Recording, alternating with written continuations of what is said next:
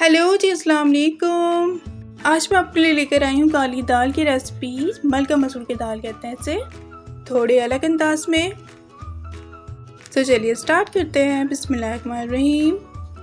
3 से 4 गिलास पानी मैंने पॉट में डाल दिए हैं। उसके बाद इसमें एक मीडियम साइज़ की प्याज चली जाएगी, 1 टीस्पून हल्दी चली जाएगी, 1.5 टीस्पून पिसी हुई लाल मिर्च चली जाएगी, धनिया पाउडर चल जाएगा इसमें 1/2 टीस्पून, और लहसुन के जवे हैं 3 से 4 हैं, उसको चॉप के लिया था, वो चले जाएंगे इसमें। सारी चीज़ें डालने के बाद इसे अच्छे से मिक्स कर लेंगे और बॉईल आने तक इसको पका लेंगे।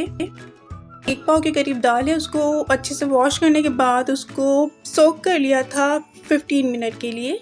दैन उसको स्ट्रेन करके इस पानी में ये दाल चली जाएगी।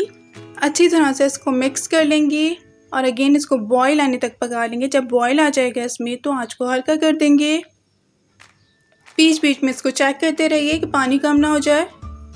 पानी कम हो जाता है ना तो दाल जल जाती है, इसलिए ख्याल रखिएगा।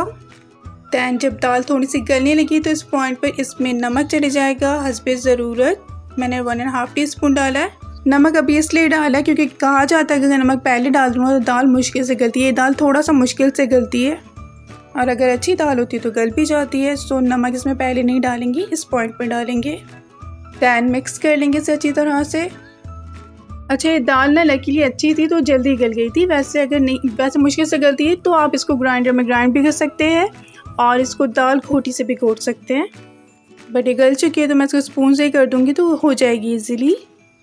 3 से 4 हरी मिर्चें हैं, वो रफली चॉप करके वो डाल दी है मैंने इसमें। दैन थोड़ी सी इमली को मैंने पानी में भिगो दिया था, वो उसके बीजों को डिस्कार्ड करके वो इसमें चले जाएगा। इससे बहुत ही मज़ेदार सी दाल बनती है।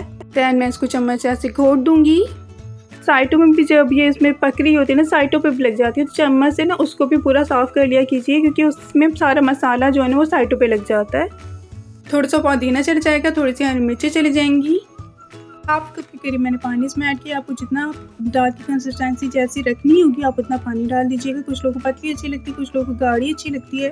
दैन इसको पकने के लिए रख देंगे तकरीबन 2 से 3 मिनट के लिए कवर करके। अब यहाँ पर इसके तड़का लगा लेते हैं। तो ज़ीरा लिया है मैंने 1 टीस्पून, लहसुन के जवे हैं 2, मैंने उसको चॉप कर लिया था। 1 मुट्ठी के करीब इसमें कड़ी पत्ता है, वो चले जाएगा इसमें ऑयल में। जितना भी ऑयल लेना है, वैसे मैंने 3 से 4 चम्मच ऑयल लिया था। ऑयल गर्म हो जाएगा, सारी चीज़ें इसमें चली जाएंगी। जब खुशबू आने लगेगी ना तो तड़का हमारा रेडी हो जाएगा। दैन यहाँ पर तड़का रेडी हो चुका है, सो उसको दाल में डाल देंगे। रेडी हो चुकी है दाल हमारी। इसको कवर कर देंगे, चूल्हे को बंद कर देंगे। रेडी हो चुकी है मज़ेदार सी दाल। मेरे अंदाज में सर्व कर दीजिए इसको चावल के साथ। वैसे ज़्यादातर लोग इसको चावल के साथ ही खाना पसंद करते हैं। साथ में सलाद भी हो, अचार भी हो तो क्या ही बात है, और पापड़ हो तो सोने पे सुहागा। तो इसे ज़रूर बनाइएगा, बहुत ही मज़ेदार लगती है। गर्मियों में तो दाल चावल खाने का ना अपना ही अलग मज़ा होता है, बहुत मज़े की लगती है। इसी रेसिपी से ज़रूर ट्राई करिएगा। रेसिपी अच्छी लगी है तो इसे अभी के अभी लाइक कर दीजिए। सब्सक्राइब नहीं किया अगर आपने अभी तक मेरे चैनल को तो सब्सक्राइब कर दीजिए। बेल आइकन का बटन भी दबा दीजिए अगर आप चाहते हैं कि मेरी वीडियोस की नोटिफिकेशंस आपको मिलती रहें, तो बेल आइकन का बटन दबा दीजिए। Thank you for watching. अल्लाह हाफिज़।